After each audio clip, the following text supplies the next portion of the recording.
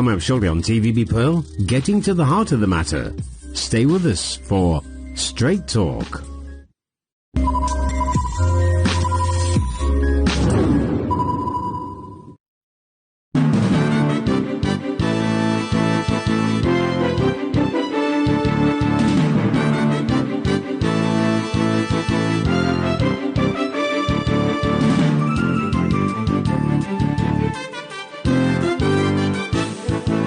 Michael Chigani, and this is Straight Talk. With me today is Mr. Henry Lytton.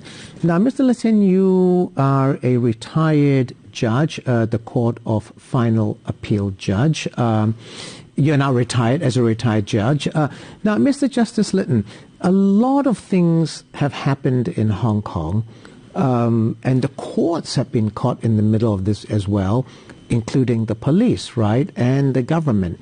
Before we start, let's have a look at what happened over the weekend.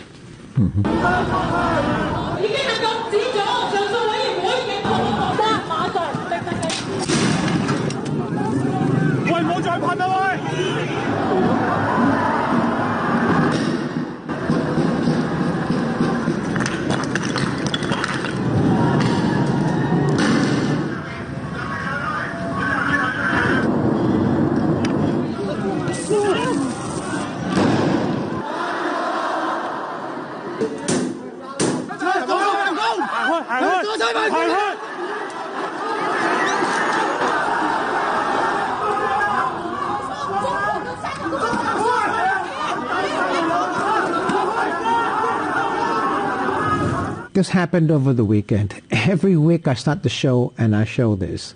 I'm sure, Mr. Justice Lytton, in all your years in the court, right, in the Court of Final Appeal, you have never seen anything like this. Now, this kind of violence has been going on for 4 months plus now. The chief executive says before there's a political discussion, the violence must end. But how can the violence end when you don't talk about how it should end?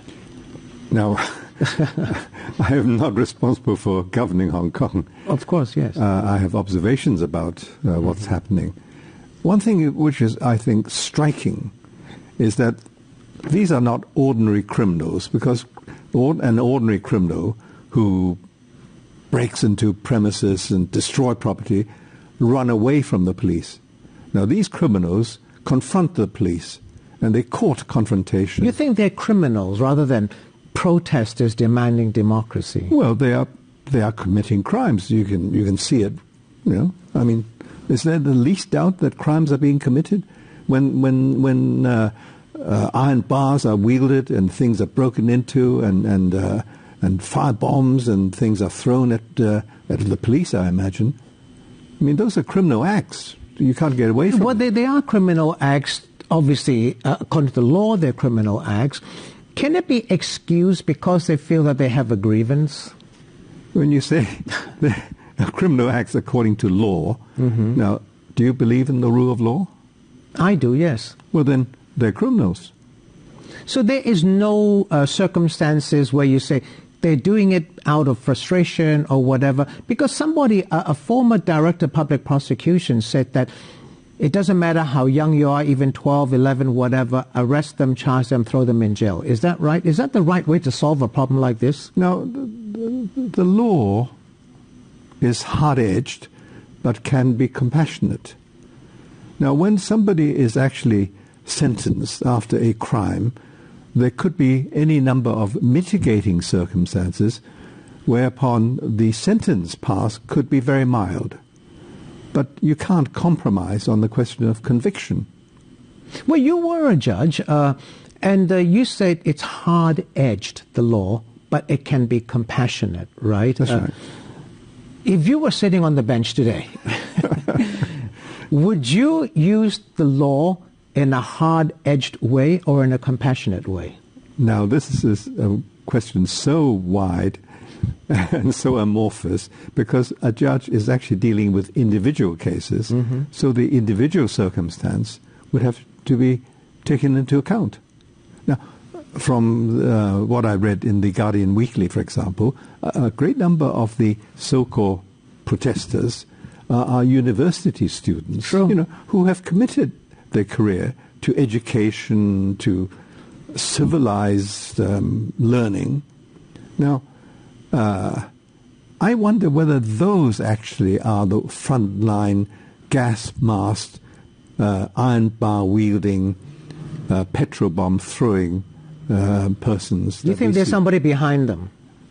Well, I think that they are tag-alongs, followers, who are inspired, if you like, and motivated, if you like, by slogans like democracy, freedom, universal suffrage, we want to be free, and so on, and expressing some sort of frustration, I suppose, in the contrast between the liberties and freedoms that we enjoy in Hong Kong and what appears to be sort of rather austere regime across the border. Well, austere regime across the border. Do you think, like some others have said, that you said the tag-along people, right? They're following the others. Now, many people have said, including mainland China, has said that foreign forces are behind this, the hardcore people, and these tag-alongs are following them, but there is a black hand. Do you believe in that? I have no evidence to judge one way or the other, Mr. Chagani, so I really can't comment. I mean, if there's hard evidence, maybe the authorities at the moment don't want to reveal it. I don't know. But do you feel that there could be? I mean, as a normal person, aside from being a former judge, could foreign forces instigate so much violence week after week after week? Well, I can only infer from primary facts. Yes. And from the primary facts, it would surprise me if at least those frontline, they call themselves warriors or whatever you like to call them, are not paid. Because how do they sustain this?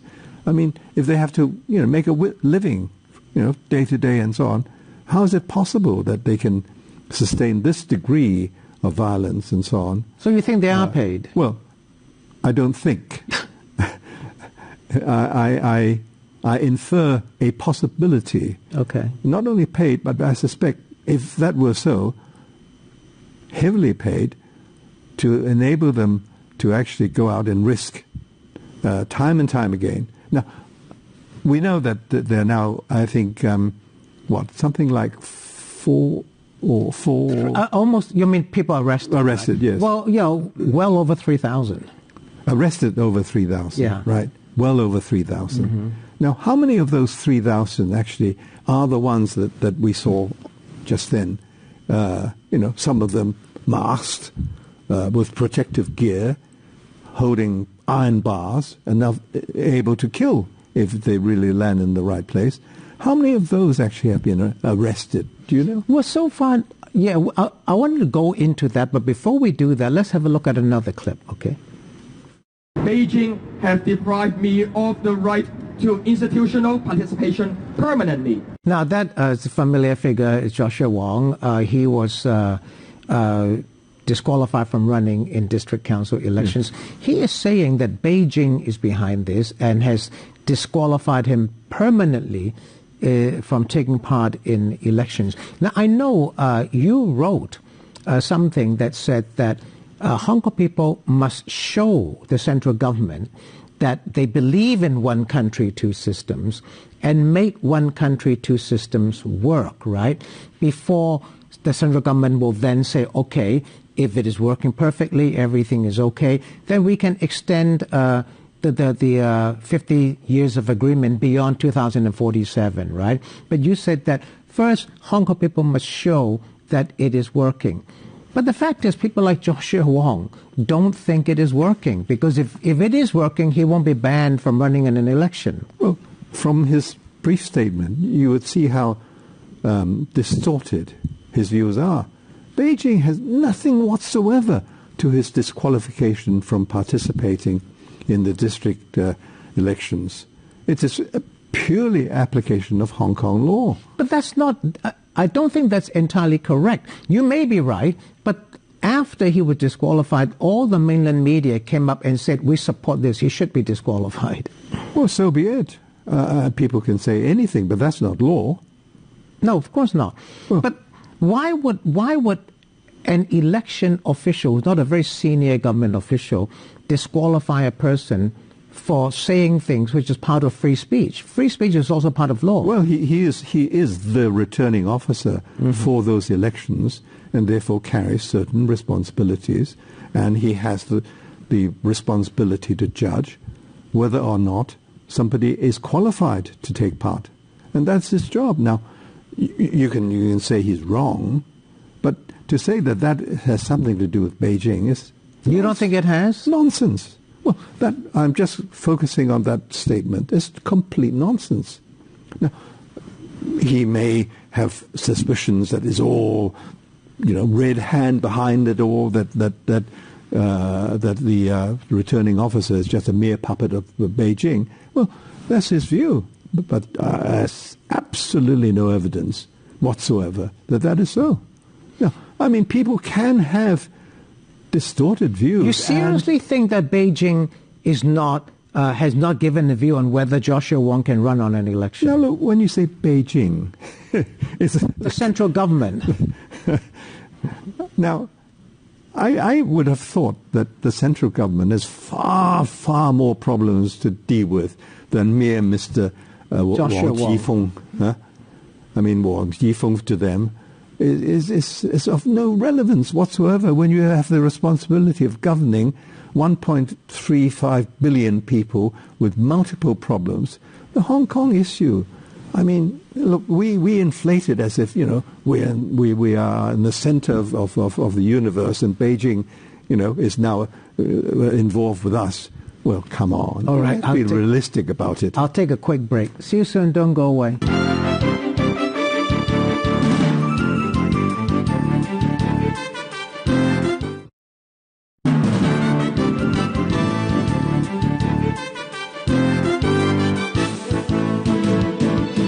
Thanks for staying with us. This is Straight Talk. With me is Henry Lytton. Henry Lytton was a judge in the Court of Final Appeal, now retired. Now, Mr. Justice Lytton, you said before the show that you don't think that mainland officials had anything to do with Joshua Wong being disqualified from a district council election.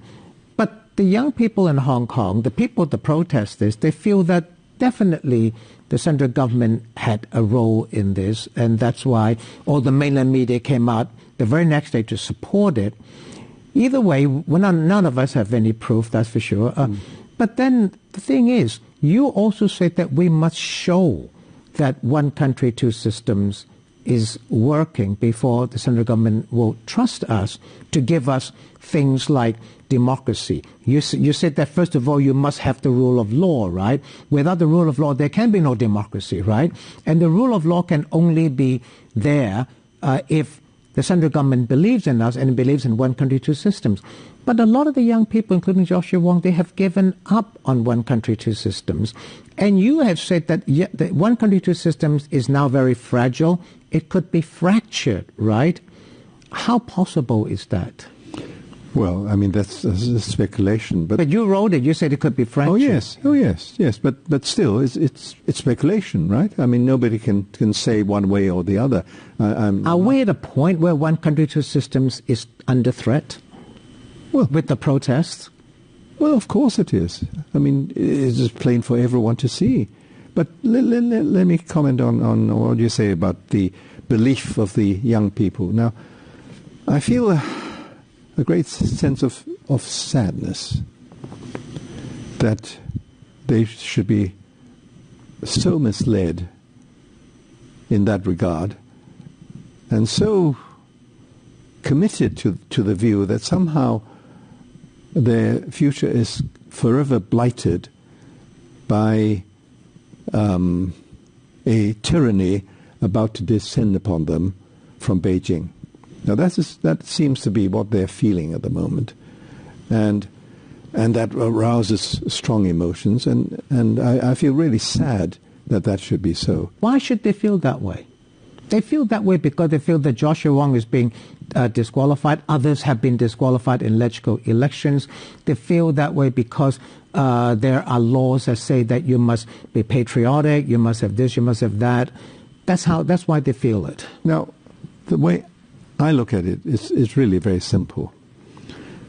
What sustains all the freedoms that we enjoy even now, or the rights which are guaranteed right now, all that is held by the common law system.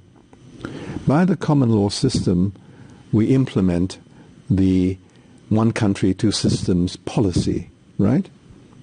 Now, if the one country, two systems policy works to advance Hong Kong's stability and prosperity, there is no possible reason why that policy should have a shelf life, a terminal date, the last stroke of midnight, 30th of June, 2047, end of story. It can be extended if one country, two systems works. Works, right? Exactly. Is it working? You have said that it's fragile, it could be fractured. Mr. Chikane, I'm not going to speculate on whether it's working or not. It's too big, too amorphous a concept. But your words were, it is fragile and it could be fractured. That's what you wrote. Yes, and that is what I believe.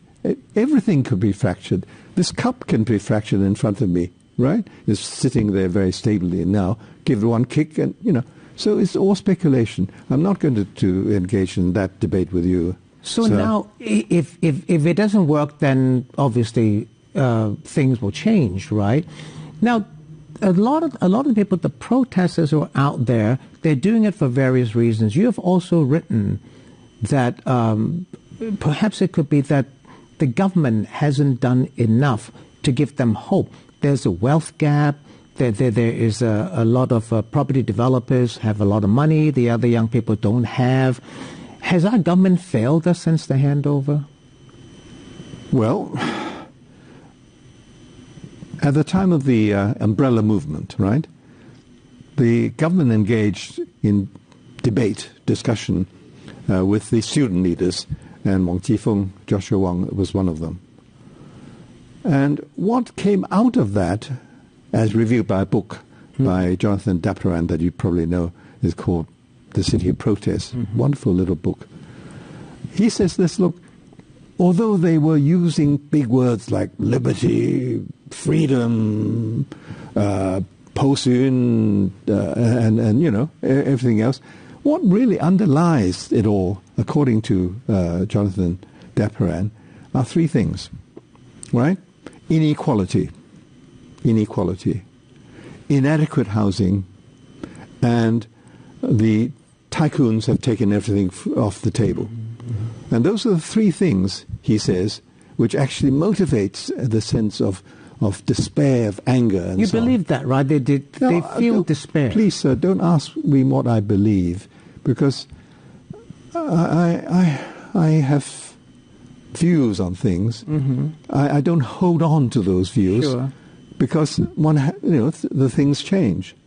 But do I believe? Yes, I think I do believe that those are real grievances.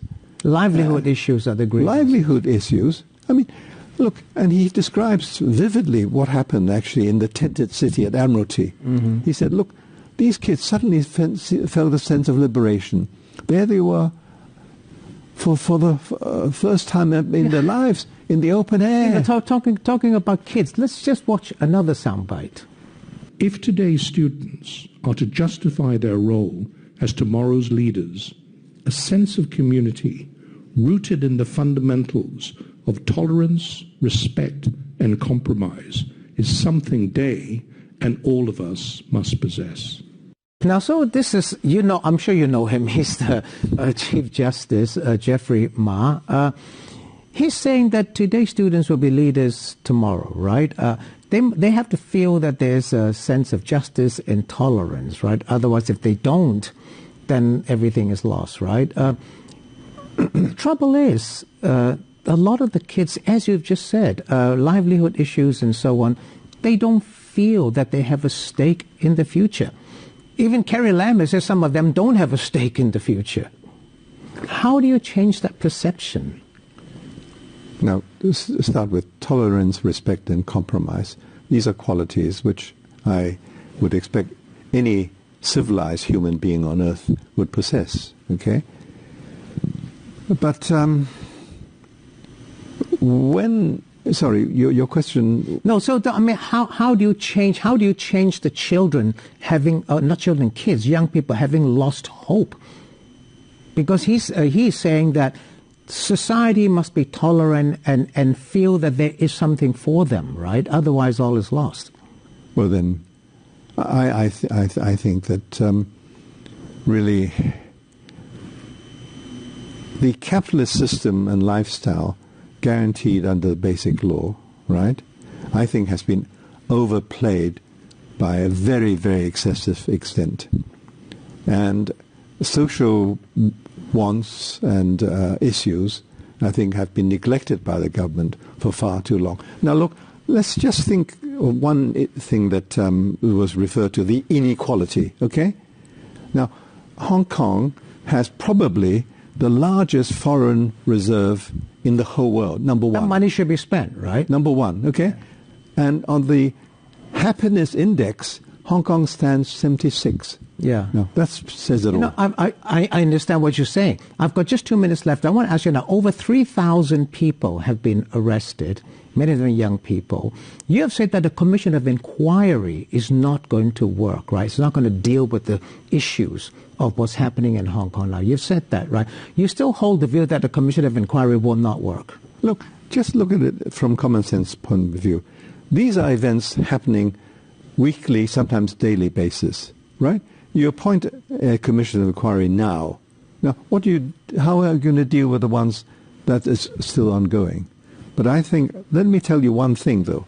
Sooner or later, the first death would occur. You think that'll happen? Either from the police, because he's been isolated and beaten to death, or some accident happen, a canister can hit somebody in the face. Right? Okay. Now, then there will be an inquiry. It will be a coronial inquiry.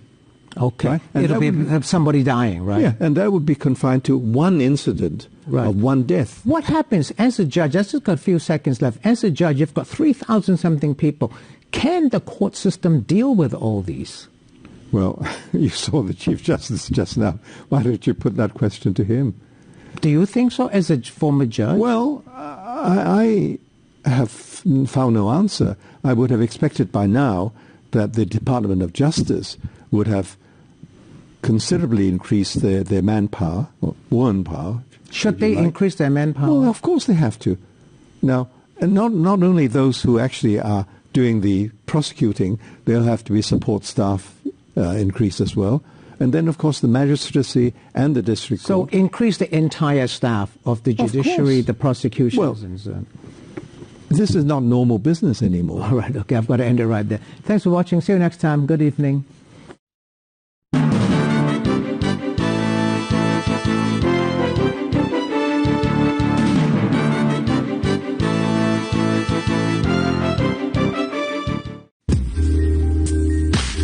Coming up shortly, cute and cuddly, but often mischievous. Stay with us for The Wonderful World of Puppies.